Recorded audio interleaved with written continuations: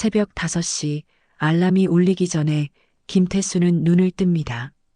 어둠 속에서 천장을 한참 바라보던 그는 천천히 몸을 일으킵니다.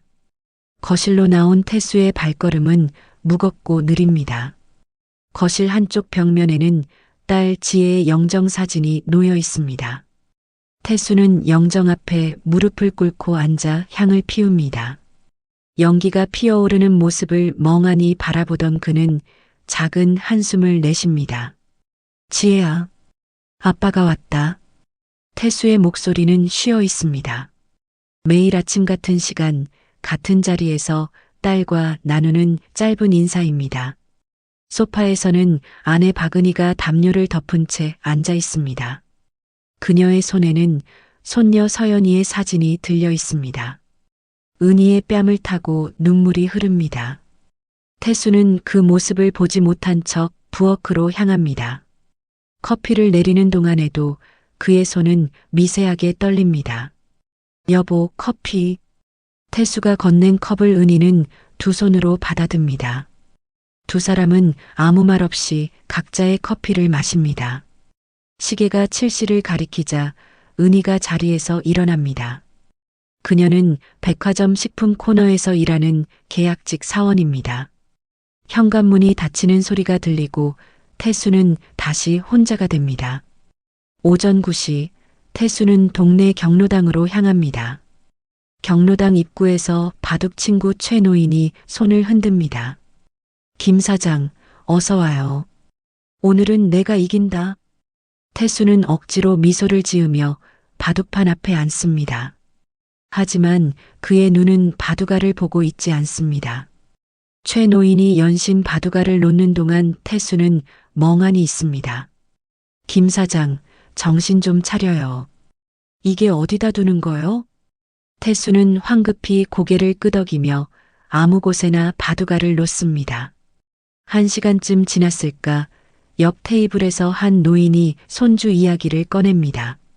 우리 손주가 말이야, 이번에 학교에서 상을 받았다니까. 그 순간 태수의 손이 바둑알을 3개 내려놓습니다. 최 노인이 놀라 쳐다보지만 태수는 자리에서 벌떡 일어납니다. 오늘은 그만하겠소. 태수는 경로당을 나와 집으로 돌아옵니다. 집에 도착한 그는 복도 끝에 있는 딸의 방 앞에 섭니다. 문손잡이를 잡은 손이 한참을 머뭇거립니다. 천천히 문을 여는 순간 4년 전 그대로의 방이 모습을 드러냅니다. 책상 위에는 서연이가 그린 가족 그림이 액자에 담겨 있습니다. 크레파스로 그린 그림 속에는 할아버지, 할머니, 엄마, 아빠, 그리고 자신이 손을 잡고 웃고 있습니다. 태수는 그림을 한참 바라보다 주머니에서 휴대폰을 꺼냅니다. 문자함을 열자 박민준에게 보낸 수십 통의 메시지가 보입니다. 모두 읽지 않은 표시가 되어 있습니다. 연락 좀 해라. 서연이는 잘 있냐? 대체 왜 이러는 거냐? 태수는 이를 악물고 주먹으로 벽을 내리칩니다. 벽에 작은 금이 가지만 그는 아픔을 느끼지 못합니다. 저녁 7시 현관문이 열리는 소리가 들립니다. 은희가 지친 얼굴로 들어옵니다. 여보, 오늘도 탐정사무소에 들렀어요. 태수가 고개를 돕니다. 단서라도? 은희는 고개를 젓습니다. 아무것도 없대요. 마치 증발해버린 것처럼. 은희의 목소리가 떨립니다. 태수는 아내의 어깨를 꼭 잡습니다. 두 사람은 말없이 거실에 앉아 딸의 영정을 바라봅니다. 밤은 깊어가고 향불만이 조용히 타들어갑니다. 3일 후 목요일 오후 2시가 조금 넘은 시각입니다. 김태수는 아내가 메모지에 적어준 장보기 목록을 들고 청림시장으로 향합니다. 시장 입구에는 생선을 파는 상인들의 호객 소리가 요란합니다. 태수는 익숙한 발걸음으로 골목 안쪽으로 들어갑니다. 채소 가게 앞을 지나고 반찬 가게를 지나칩니다. 그때 좁은 골목 저편에서 삐걱거리는 소리가 들립니다. 낡은 손수레를 끌고 가는 한 남자의 뒷모습이 보입니다. 남자는 허리가 구부정하게 굽어 있고 옷은 군데군데 때가 묻어 있습니다. 손수레에는 골판지와 폐지가 가득 실려 있습니다. 태수는 그저 지나가는 사람이려니 생각하며 걸음을 옮깁니다. 그런데 갑자기 작은 목소리가 들립니다. 아빠, 목말라. 태수의 발걸음이 멈춥니다. 손수레를 끌던 남자가 멈춰 서자 작은 여자아이가 그의 바지를 잡아당깁니다. 아이는 6살쯤 되어 보이고 옷은 남자처럼 낡아 있습니다. 남자가 천천히 고개를 숙여 아이를 바라봅니다. 그 순간 태수의 눈이 커집니다. 수염으로 뒤덮인 얼굴이지만 그 옆모습은 분명합니다. 사위 박민준입니다. 태수의 시선이 재빨리 아이에게 향합니다. 아이의 얼굴은 죽은 딸 지혜를 그대로 닮았습니다. 손녀 서연이가 틀림없습니다. 태수는 숨이 멎을 것 같습니다. 온몸이 굳어 그 자리에서 움직일 수가 없습니다. 민주는 손수레를 길가에 세워두고 아이의 손을 잡습니다. 두 사람은 10m 앞 편의점으로 들어갑니다.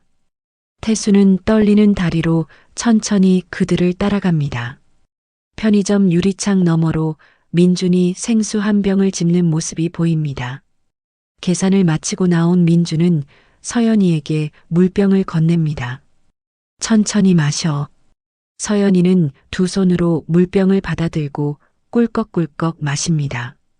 물을 마시던 서연이가 문득 고개를 듭니다.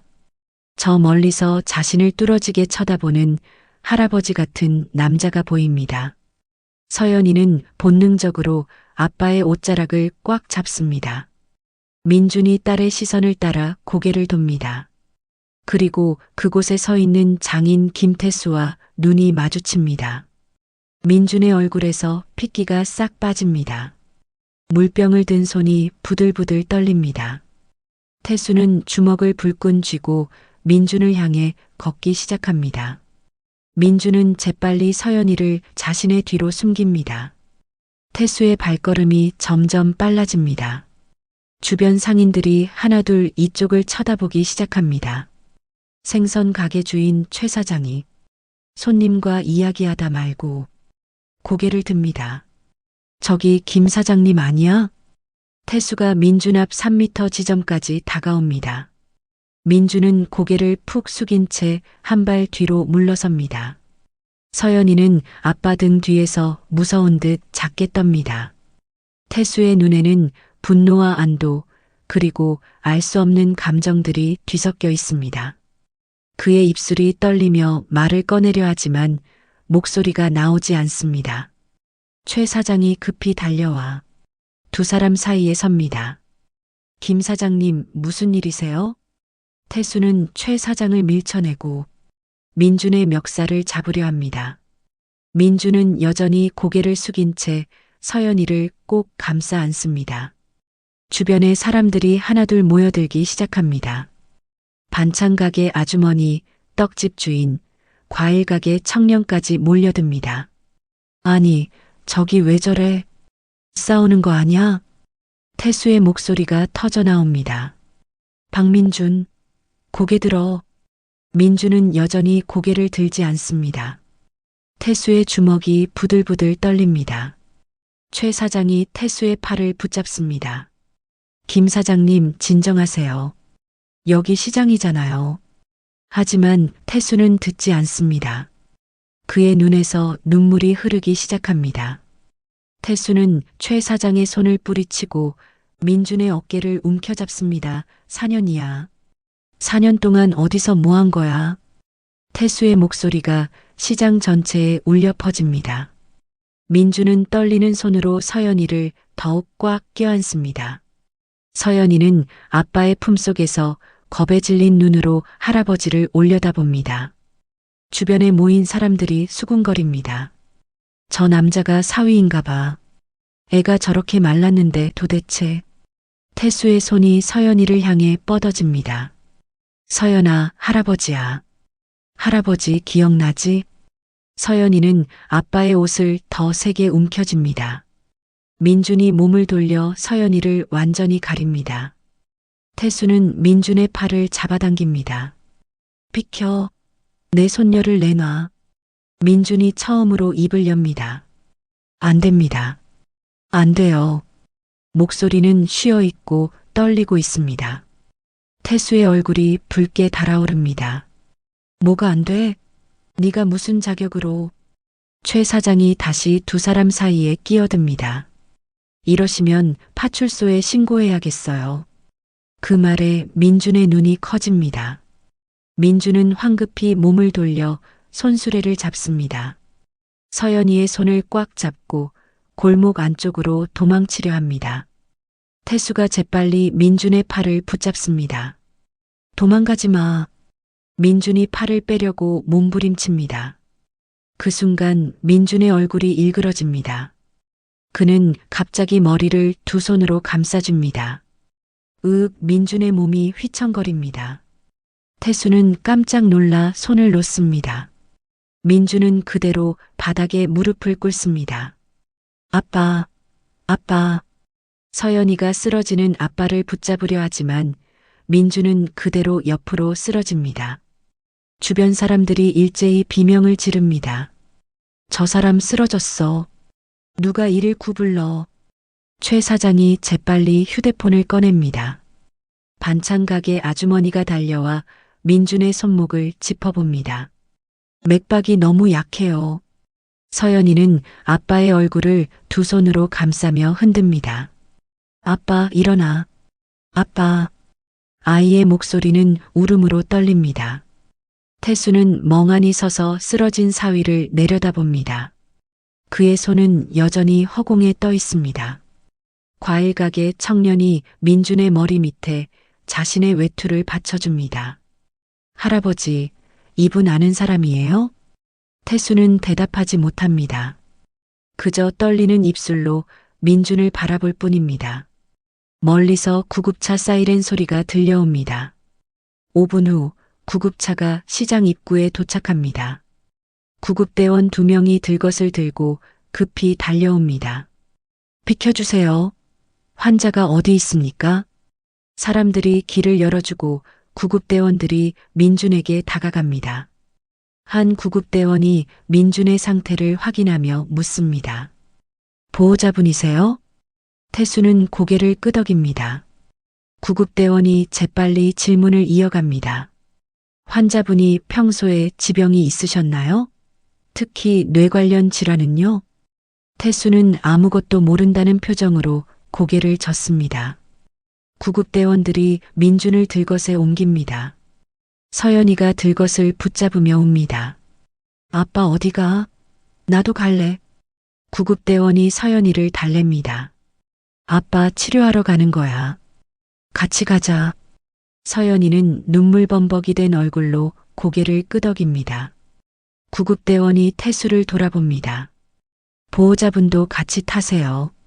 태수는 멍한 얼굴로 구급차를 따라갑니다. 최 사장이 민준의 손수레를 치우며 말합니다. 김 사장님, 저 애는 제가 맡을게요. 어서 가세요. 구급차 문이 닫히고 사이렌이 울립니다. 좁은 차 안에서 태수는 들것에 누운 민준을 내려다봅니다. 서연이는 아빠의 손을 꽉 잡고 흐느낍니다. 구급대원이 민준의 활력 징후를 체크하며 무전기에 대고 말합니다. 성수병원으로 이송 중입니다. 40대 남성, 의식불명. 태수는 떨리는 손으로 주머니에서 휴대폰을 꺼냅니다. 은희에게 전화를 걸어야 한다는 생각이 스쳐 지나갑니다. 하지만 그의 손가락은 화면 위에서 멈춰 있습니다. 구급차는 사이렌을 울리며 병원을 향해 달려갑니다. 구급차가 성수병원 응급실 입구에 멈춰섭니다. 대기하고 있던 의료진이 급히 달려와 들것을 받습니다. 민주는 그대로 응급실 안으로 실려 들어갑니다. 태수는 서연이의 손을 잡고 뒤따라 들어가려 하지만 간호사가 막아섭니다. 보호자분은 여기서 기다려주세요. 응급실 문이 닫히고 빨간 불이 켜집니다. 태수는 복도 의자에 주저앉습니다. 서연이는 할아버지 옆에 조용히 앉아 손톱을 물어뜯습니다. 아이의 손톱은 이미 깊게 물어뜯긴 흔적으로 가득합니다. 태수는 서연이를 힐끗 쳐다봅니다. 손녀의 옷은 얼룩져 있고 신발은 밑창이 닳아 있습니다. 머리카락은 제대로 빗지 못한 듯 헝클어져 있습니다. 태수의 가슴이 무너져 내리는 것 같습니다. 30분이 흘렀을까 응급실 문이 열립니다. 흰 가운을 입은 의사가 나와 태수를 찾습니다. 환자 박민준 씨 보호자분이시죠? 태수가 벌떡 일어섭니다. 네, 제가 환자의 장인입니다. 의사는 클립보드를 확인하며 고개를 끄덕입니다. 잠시 이야기 좀 나눠야겠습니다. 의사는 태수를 복도 한쪽 상담실로 안내합니다. 서연이는 의자에 홀로 남겨져 작게 몸을 웅크립니다. 상담실에 들어선 태수는 긴장한 얼굴로 의사를 마주봅니다. 환자분이 4년 전 교통사고를 당하신 적이 있습니까? 태수는 천천히 고개를 끄덕입니다. 예, 제 딸이 그 사고로. 의사가 차트를 넘기며 말합니다. 환자분은 그때 만성경막하 혈종 진단을 받으셨습니다. 꾸준한 치료가 필요한 상태였는데 의사는 잠시 말을 멈추고 태수를 바라봅니다. 정기적인 치료를 전혀 받지 않으셨더군요. 상태가 많이 악화됐습니다. 태수의 얼굴이 굳어집니다. 그럼 그때 사고가 사위가 운전할 때 난 건가요? 의사는 고개를 끄덕입니다. 차트에 보면 당시 운전자가 환자분으로 기록돼 있습니다. 태수는 의자 등받이에 몸을 기댑니다. 숨이 막혀오는 것 같습니다. 의사는 계속해서 차트를 보며 설명합니다. 환자분은 사고 직후 일주일간 중환자실에 계셨습니다. 뇌출혈이 심해 한때 위독했다고 기록돼 있네요. 태수의 손이 떨립니다. 그런데 왜 아무도. 의사가 태수를 바라봅니다. 당시 담당 의사 소견을 보면 환자분이 사고 순간 옆 좌석 탑승자를 구하려다 더 큰 충격을 받으셨다고 합니다. 태수는 눈을 감습니다. 옆 좌석 탑승자는 딸 지혜였습니다. 의사는 파일을 덮으며 한숨을 쉽니다. 솔직히 말씀드리면 환자분이 지금까지 버틴 게 기적입니다. 제대로 치료받지 않으면서 아이까지 키우셨다니. 태수는 상담실을 나와 복도로 돌아옵니다. 다리에 힘이 풀려 벽에 기대섭니다. 서연이가 여전히 의자에 앉아 응급실 문만 바라보고 있습니다. 태수는 주머니에서 떨리는 손으로 휴대폰을 꺼냅니다. 은희에게 전화를 겁니다. 신호음이 3번 울리고 아내의 목소리가 들립니다. 여보, 장보기는 다 했어요? 태수의 목소리가 떨립니다. 여보, 지금 성수병원으로 와요. 빨리. 전화기 너머로 은희의 놀란 목소리가 들립니다. 무슨 일이에요? 다쳤어요? 태수는 대답 대신 눈물을 삼킵니다. 민준이를, 서연이를 찾았어요. 은희가 무언가 말하려 하지만 태수는 전화를 끊습니다. 그는 천천히 서연이에게 다가가 옆에 앉습니다. 서연이는 할아버지를 힐끗 보고는 다시 고개를 숙입니다. 태수는 손녀에게 말을 걸고 싶지만 목이 메어 소리가 나오지 않습니다. 1시간 후 복도 끝에서 은희가 숨을 헐떡이며 뛰어옵니다. 그녀의 눈이 복도 의자에 앉아 있는 작은 아이를 발견합니다. 서연아. 은희는 달려가 서연이를 끌어안습니다. 서연이는 처음에는 놀라 몸을 경직시키지만 곧 외할머니의 냄새를 기억해냅니다. 할머니. 은희는 무릎을 꿇고 서연이를 꽉 안으며 엉엉 웁니다. 서연이도 외할머니 품에서 조용히 눈물을 흘립니다. 태수는 그 모습을 보며 벽에 기댄 채 주먹으로 벽을 내리칩니다. 주먹에서 피가 배어 나오지만 그는 멈추지 않습니다. 은희가 고개를 돌려 남편을 봅니다. 여보, 민준이는요? 태수는 대답 대신 응급실을 가리킵니다. 그의 눈에서는 멈추지 않고 눈물이 흐릅니다. 저녁 8시 응급실 빨간 불이 꺼집니다. 의사가 문을 열고 나와 태수 부부를 부릅니다. 환자가 깨어났습니다. 10분만 면회 가능합니다. 태수와 은희는 서로를 바라봅니다. 은희가 서연이의 손을 잡고 일어서려 하자 태수가 말립니다. 서연이는 여기 있게 해요. 은희는 고개를 끄덕이고 서연이를 다시 앉힙니다. 두 사람은 조심스럽게 응급실 안으로 들어갑니다. 커튼으로 가려진 병상 뒤에서 민준의 모습이 보입니다. 그는 산소 마스크를 쓴 채 천장을 바라보고 있습니다. 태수와 은희가 다가가자 민준이 천천히 고개를 돌립니다. 그의 눈에서 눈물이 주르륵 흘러내립니다.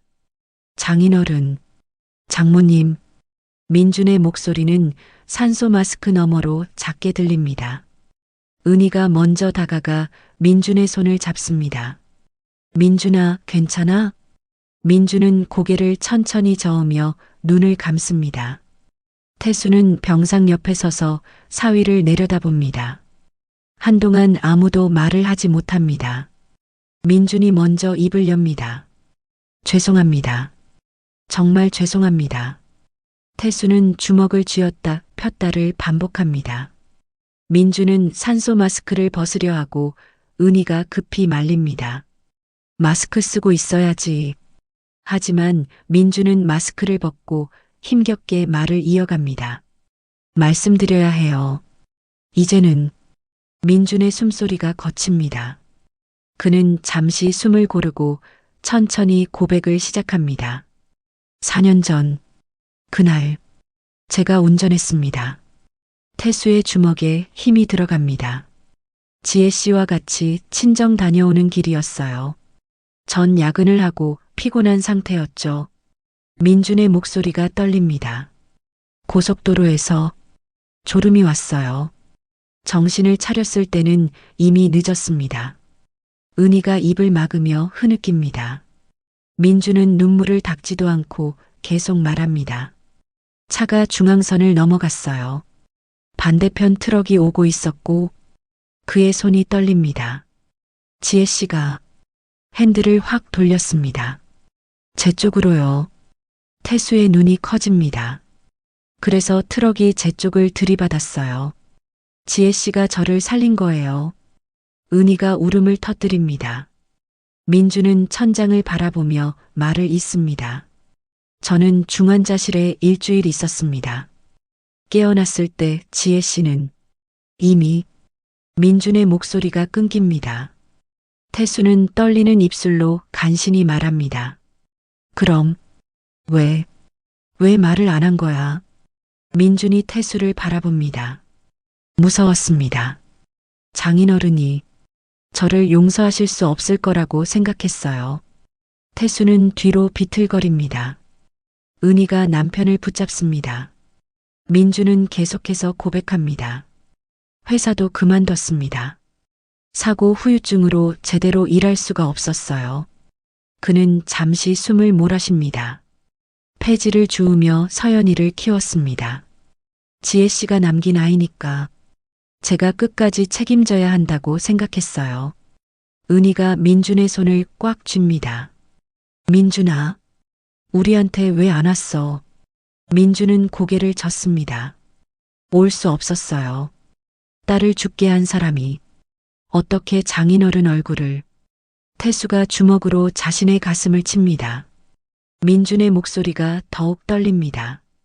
그리고 3개월 전에 병원에서 진단을 받았습니다. 은희가 민준을 쳐다봅니다. 무슨 진단? 민준은 눈을 감습니다. 길어야 6개월이라고 했어요. 뇌출혈이 언제 다시 올지 모른다고. 은희의 손이 떨립니다. 태수는 벽에 등을 기대며 고개를 떨굽니다. 그래서 서연이한테 혼자 사는 법을 가르치려고 했습니다. 제가 없어도 살 수 있게. 민준의 눈에서 눈물이 멈추지 않습니다. 부탁드립니다. 서연이를 서연이만은 그는 더 이상 말을 잇지 못하고 흐느낍니다. 밖에서 간호사가 문을 두드립니다. 보호자님, 시간 다 됐습니다. 태수는 움직이지 못합니다.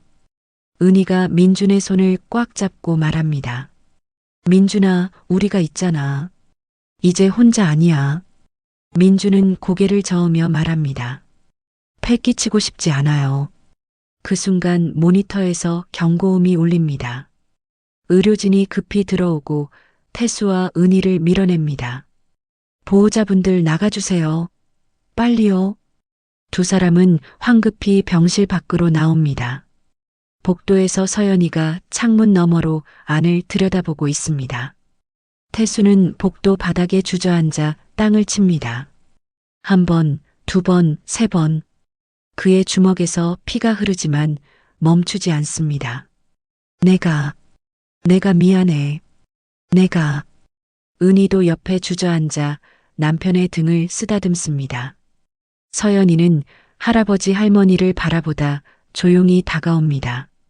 아이는 할아버지의 피 묻은 손을 작은 손으로 감쌉니다.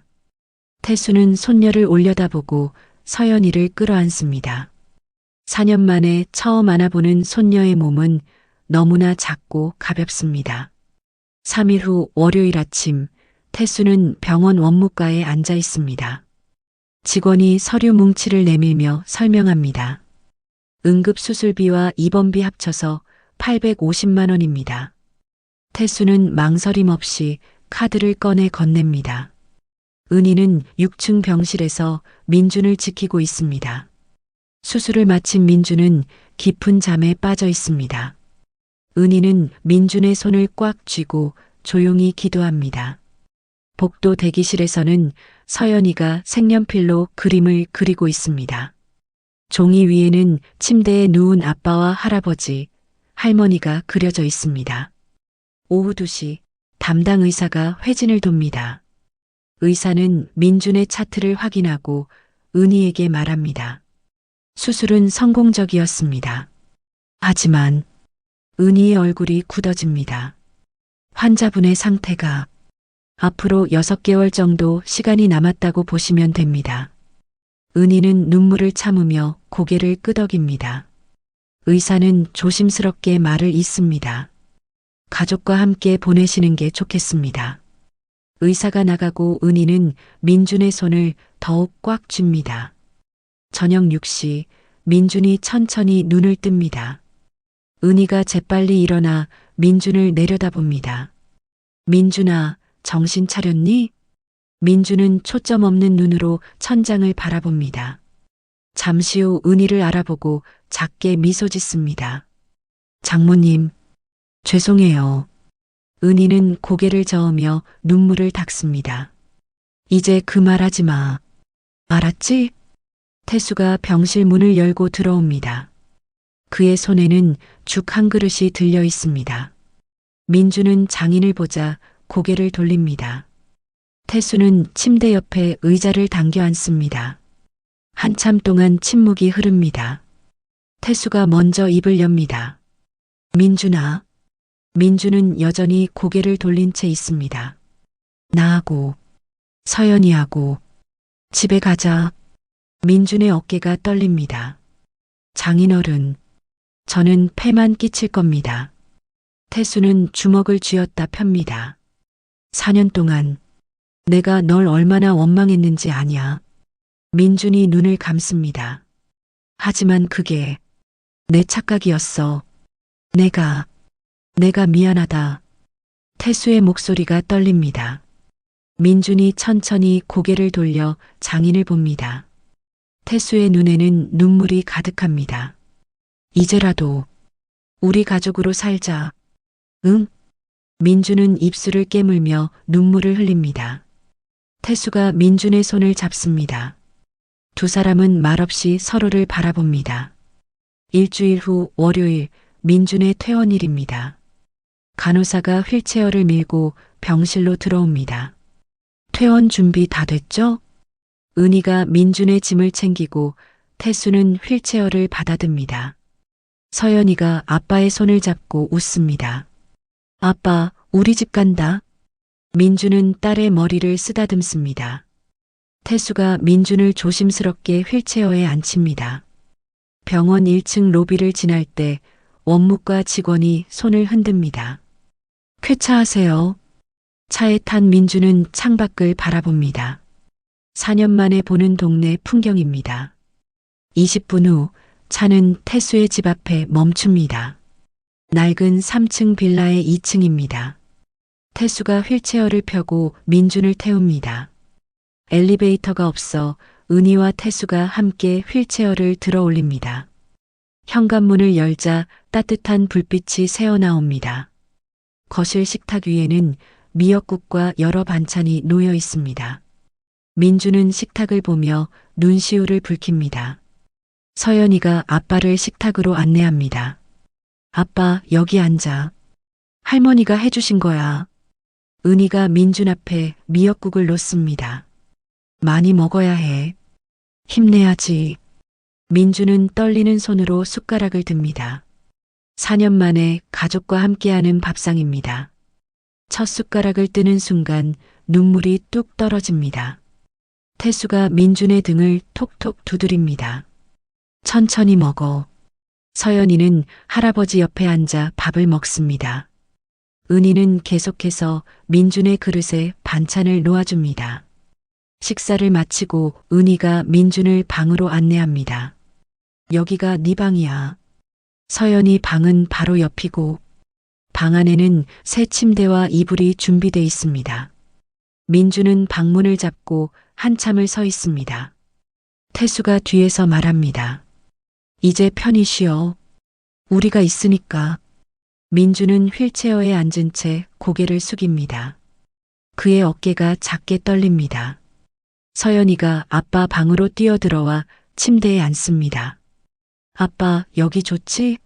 내 방도 있어. 민주는 딸을 끌어안고 조용히 웁니다. 태수와 은희는 문 밖에서 그 모습을 지켜봅니다. 은희가 남편의 손을 꽉 잡습니다. 태수는 아내의 손을 감싸쥐며 고개를 끄덕입니다. 밤이 깊어가고 집안에는 평화가 찾아옵니다. 2개월이 흘렀습니다. 토요일 아침 9시 태수는 민준의 방문을 조심스럽게 엽니다. 민준은 침대에 앉아 창밖을 바라보고 있습니다. 민준아, 오늘 날씨 좋다.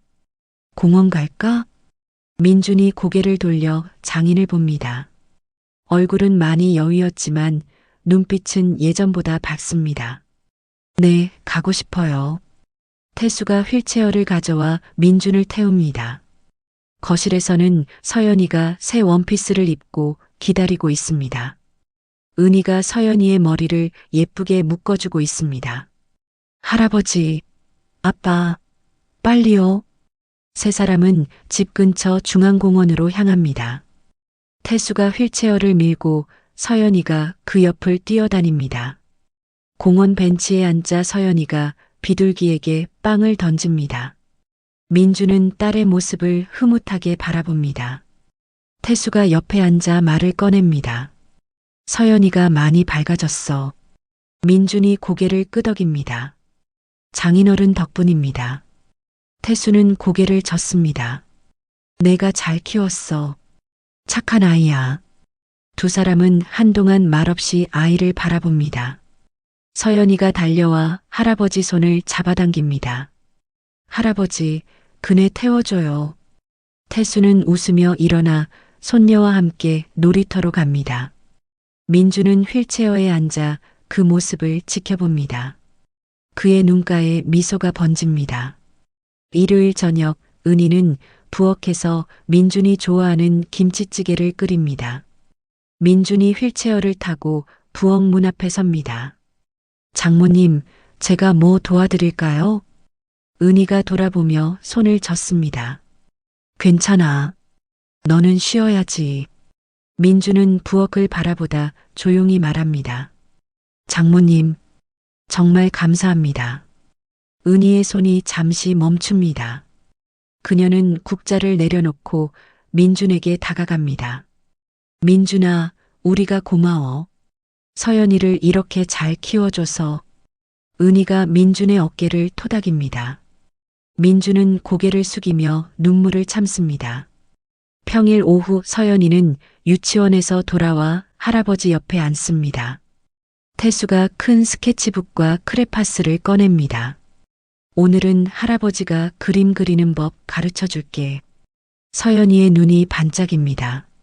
정말요? 태수는 서툰 손으로 나무 한 그루를 그립니다. 서연이는 그 옆에 꽃을 그립니다. 두 사람은 1시간 넘게 함께 그림을 그립니다. 완성된 그림에는 나무와 꽃, 그리고 손을 잡은 가족들이 있습니다. 서연이가 그림을 들고 아빠 방으로 뛰어갑니다. 아빠, 내가 그렸어요. 민주는 그림을 받아들고 한참을 바라봅니다. 그림 한쪽 구석에는 하늘에서 내려다보는 엄마가 그려져 있습니다. 우리 서연이 정말 잘 그렸네. 서연이가 아빠의 무릎에 올라앉습니다. 엄마도 보고 있을까? 민준이 딸을 꽉 안습니다. 그럼 엄마는 항상 우리를 보고 있어. 어느 날 저녁 민준은 서재에서 태수를 부릅니다. 태수가 들어가자 민준이 큰 봉투를 건넵니다. 이게 뭐냐? 민준이 조심스럽게 말합니다. 서연이 앞으로 쓴 편지들입니다. 100통 있어요. 태수는 봉투를 받아듭니다. 무게가 꽤 묵직합니다. 생일마다 입학할 때, 졸업할 때, 성인이 될 때까지 한 통씩 주세요. 태수의 손이 떨립니다. 민준이 계속 말합니다. 제가 곁에 없어도 아빠가 뭐라고 말했을지 알 수 있게. 태수는 봉투를 꽉 쥐고 눈을 감습니다. 그리고 민준을 끌어안습니다. 고생 많았다, 민준아. 민준은 장인의 품에서 소리 없이 웁니다. 그날 밤 태수는 첫 번째 편지를 펼쳐봅니다. 사랑하는 서연아, 내가 이 편지를 읽을 때쯤 아빠는 곁에 없을 거야. 편지를 읽던 태수는 책상에 얼굴을 묻고 흐느낍니다. 다음 날 아침 주치의가 집으로 방문합니다. 의사는 민준을 간단히 진찰하고 태수 부부와 복도로 나옵니다. 상태가 급격히 나빠지고 있습니다. 은희가 손수건으로 눈물을 닦습니다. 이제 얼마나 남았을까요? 의사는 잠시 망설이다 대답합니다. 길어야 한 달입니다. 태수가 벽에 손을 짚고 고개를 숙입니다. 의사가 떠나고 두 사람은 한참을 복도에 서 있습니다. 민준의 방에서 서연이의 웃음소리가 들립니다. 아빠, 오늘 유치원에서 선생님이 칭찬했어요. 민준의 약한 목소리가 들립니다. 그래, 우리 딸 최고네. 은희가 남편의 손을 잡습니다. 여보, 남은 시간이라도 행복하게 해줍시다. 태수는 고개를 끄덕입니다. 두 사람은 다시 밝은 표정을 짓고 방으로 들어갑니다. 민주는 침대에 기대 앉아 딸과 이야기하고 있습니다. 태수가 창문을 열어 햇살을 들입니다. 오늘 날씨 참 좋네. 민준이 창밖을 보며 미소 짓습니다. 네, 정말 좋네요. 서연이는 아빠 옆에 찰싹 붙어 앉아 그림책을 펼칩니다. 은희는 부엌으로 가서 과일을 깎아옵니다. 가족은 한자리에 모여 조용한 오후를 보냅니다. 창밖으로 가을 햇살이 따스하게 비쳐들고 있습니다. 5개월째 되는 어느 가을날 새벽입니다. 태수는 민준의 방에서 의자에 앉아 졸고 있습니다. 은희는 민준의 손을 꽉 쥐고 있고 서연이는 아빠 침대 옆에서 잠들어 있습니다. 민준의 호흡이 점점 약해집니다. 태수가 잠에서 깨어 민준을 바라봅니다. 민준이 천천히 눈을 뜹니다. 그의 눈빛은 평화롭습니다. 장인어른. 태수가 재빨리 민준의 다른 손을 잡습니다. 민준아, 나 여기 있다. 민준이 희미하게 미소 짓습니다. 감사했습니다. 정말. 은희가 눈물을 흘리며 민준의 손을 쓰다듬습니다. 민준아, 우리가 더 고마워. 민준이 잠든 딸을 바라봅니다. 서연이, 잘 부탁드려요. 태수가 눈물을 참으며 고개를 끄덕입니다. 걱정하지 마. 우리가 잘 키울게. 민주는 마지막으로 가족들을 바라보고 조용히 눈을 감습니다. 그의 얼굴에는 편안한 미소가 머물러 있습니다. 새벽 5시 27분, 민주는 가족들이 지켜보는 가운데 숨을 거둡니다. 은희가 흐느끼고 태수는 민준의 손을 놓지 않습니다. 서연이가 잠에서 깨어 아빠를 흔듭니다. 아빠, 아빠. 태수가 손녀를 끌어안습니다. 서연이는 할아버지 품에서 조용히 웁니다. 3일 후, 동네 작은 장례식장에 빈소가 차려집니다. 영정 속 민주는 환하게 웃고 있습니다. 조문객들이 하나둘 찾아옵니다. 경로당 친구 최 노인이 제일 먼저 와서 태수의 어깨를 두드립니다. 고생 많았네, 김 사장. 청림시장 상인들도 함께 찾아옵니다. 최 사장과 반찬가게 아주머니, 생선가게, 과일가게 청년도 조문을 옵니다. 놀랍게도 민준이 폐지를 주우며 알게 된 노숙자들도 찾아옵니다. 낡은 옷을 입은 한 노인이 향을 피우며 말합니다. 민준 씨는 좋은 사람이었어요. 항상 우리한테도 빵을 나눠줬죠. 태수는 그 말을 듣고 새삼사위를 알아갑니다. 은희는 서연이를 무릎에 앉히고 조문객들을 맞이합니다. 서연이는 검은 옷을 입고 조용히 앉아 있습니다. 아이는 울지 않지만 눈이 빨갛게 부어 있습니다.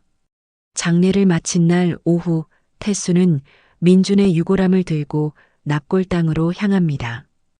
은희와 서연이가 함께 따라갑니다. 납골당 2층에는 딸 지혜의 위패가 있습니다.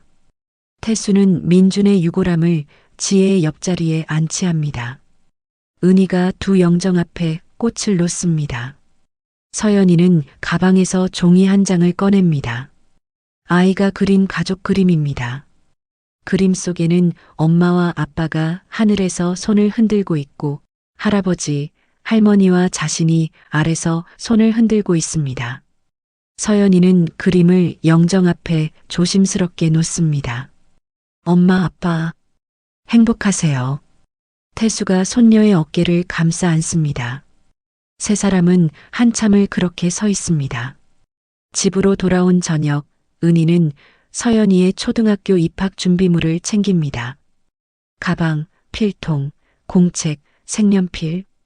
서연이는 새 가방을 매보며 거울을 봅니다. 할머니, 아빠가 보면 좋아하실까?